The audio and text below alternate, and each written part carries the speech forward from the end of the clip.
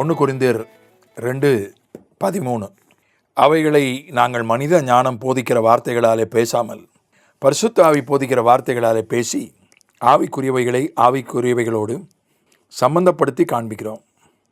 ஆவிக்குரியவைகளை ஆவிக்குரியவைகளோடு சம்பந்தப்படுத்தி காண்பிக்கிறோம். ஆவிக்குரியவைகளை ஆவிக்குரியவைகளோடு சம்பந்தப்படுத்தணும். ஒரு வசனம் புரியலைன்னா அதை மற்ற வசனங்களோடு ஒப்பிட்டு பார்த்து காண்பித்து புரிய வேண்டும்.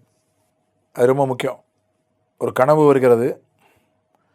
பொதுவாக கனவில் கல்யாணம்னு வந்தால் அது மரணத்தை குறிக்கும், மரணம் வந்தால் கல்யாணத்தை குறிக்கும்னு உலகத்தில் சொல்கிறாங்க.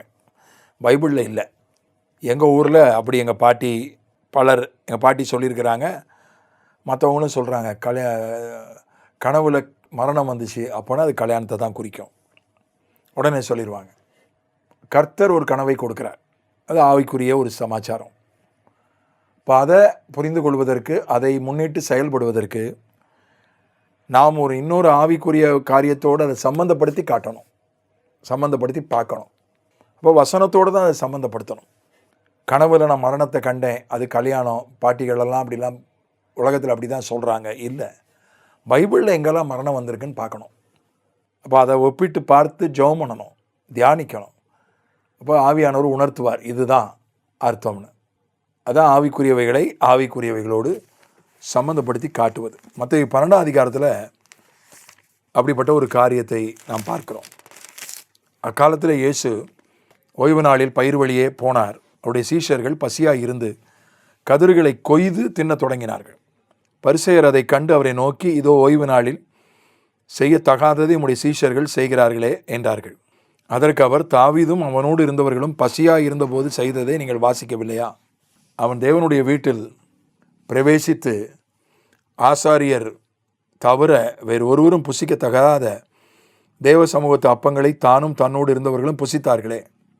இப்போது வயல் வழியாக போகிறாங்க இயேசுவும் சீஷர்களும். சீஷர்களுக்கு பசி எடுத்துச்சு. அங்கே பயிர்களை கதிர்களை கொய்து சாப்பிட்றாங்க. அப்போ அன்னைக்கு ஓய்வு நாள். இஸ்ரவேல் நாட்டில் அது செய்யலாம்.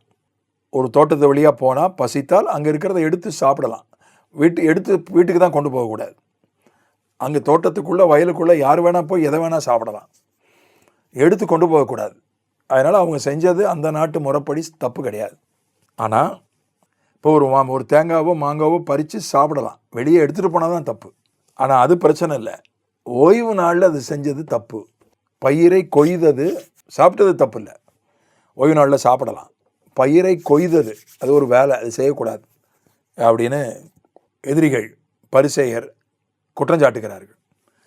அப்போ ஆண்டவர் என்ன பதில் சொல்கிறாருன்னா, ஆவிக்குரிய காரியத்தோடு அதை சம்பந்தப்படுத்தி பேசுகிறார். தாவீதும் அவனோடு இருந்தவர்களும் பசியாக இருந்தபோது தேவ சமூகத்து அப்பங்களை சாப்பிடவில்லையா?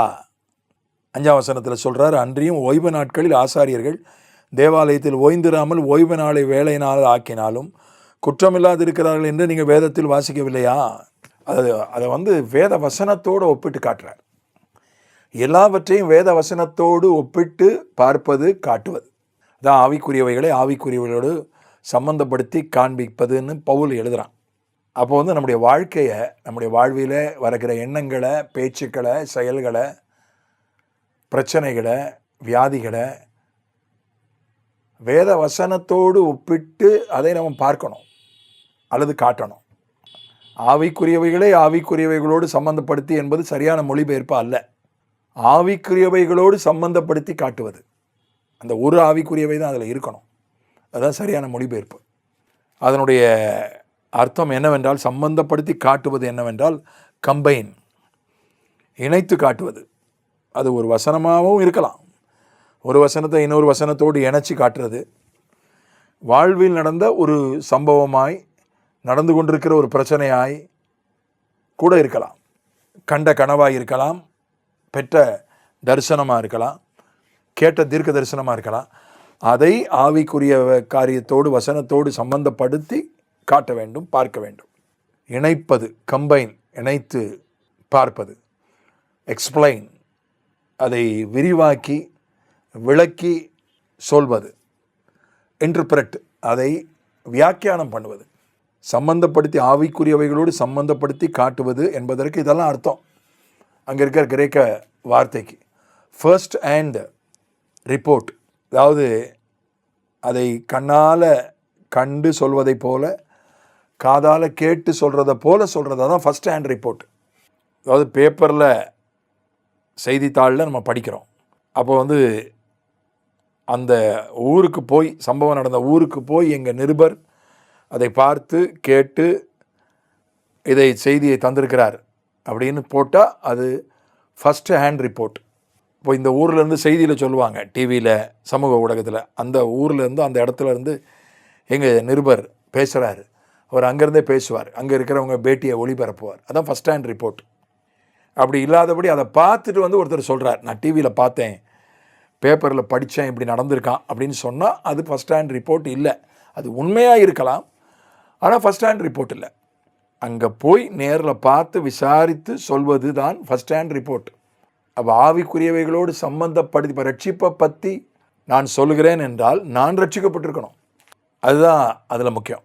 நான் ஒன்றை பற்றி பேசுகிறேன்னா, ஆவிக்குரிய காரியம் ஒன்றை பற்றி பேசுகிறேன்னா, அதை ஒன்று நான் அனுபவிச்சிருக்கணும். எல்லாத்தையும் நான் அனுபவிச்சிருக்க முடியாது. ஒன்று நான் அனுபவிச்சிருக்கணும், அல்லது அனுபவித்தவரை கேட்டு அவரிடத்தில் விசாரித்து நான் சொல்லணும். அது ரெண்டு இருந்தால் தான் அது ஃபஸ்ட் ஹேண்ட் ரிப்போர்ட். அதுதான் ரொம்ப தெளிவானதாக, உறுதியானதாக இருக்கும். அதுதான் நல்ல வேலை செய்யும். பர்சனல் வே, அது ஒவ்வொரு தனிப்பட்ட மனிதனுக்கும் பொருந்துகிற மாதிரி பேசணும், அதுவும் முக்கியம். வசனத்தை எடுத்துக்கிட்டு அந்த வசனம் யாருக்கோ, அது யாருக்கோன்ற மாதிரி இருக்கக்கூடாது. அதை கேட்குறவங்களுக்கெல்லாம் அது எனக்கு தான், வெளியில் அது சொல்லாட்டா கூட அது தனக்கு தான் அவங்களுக்கு உள்ள உணர்வு வரணும். எனக்கு தான் அவர் பேசினார், அவர் சொன்னது எனக்கு தான். பிரசங்கத்தில் மட்டும் இல்லை, தன் உரையாடலில் கூட, சுவிசேஷம் சொல்லும்போது, புத்தி சொல்லும்போது, போதிக்கும்போது கூட, சாதாரணமாக உரையாடும் போது கூட நம்ம பேசுகிறது அது அவங்களுக்கு தான். யாருக்கோ சொல்கிறாரு, அவர் என்னத்தையோ சொல்கிறாரு, சொல்லிட்டு போகிறாரு, அவர் கதையை அவர் சொல்கிறாரு, இல்லை அது எனக்கு தான் அப்படின்ற உணர்வு அவங்களுக்கு ஏற்படும். அதான் பர்சனல் வே. இந்த ஆவிக்குரியவைகளோடு சம்பந்தப்படுத்தி காட்டுவது என்பதற்கான அதனுடைய மூல சொற்களுக்கான அர்த்தங்கள் இவ்வளவு இருக்குது. அதனால் ஏதோ ஒரு புத்தகத்தை படிச்சுட்டு ஒன்று சொல்கிறது, ஆசிரியர் ஒரு புத்தகத்தை படித்து அதை புரிஞ்சு அதை புரிய வைக்கிற மாதிரி இல்லை. அது நல்லது, அது தேவை, ஆனால் அதை விட இது மேலானது. அதனால் ஆண்டவரை பற்றி பேசுகிறது அப்படின்றது ஒரு ஆழமான, ஒரு மேன்மையான அனுபவம். கர்த்தர் அதில் நமக்கு உதவி செய்வாராக. ஆமென்.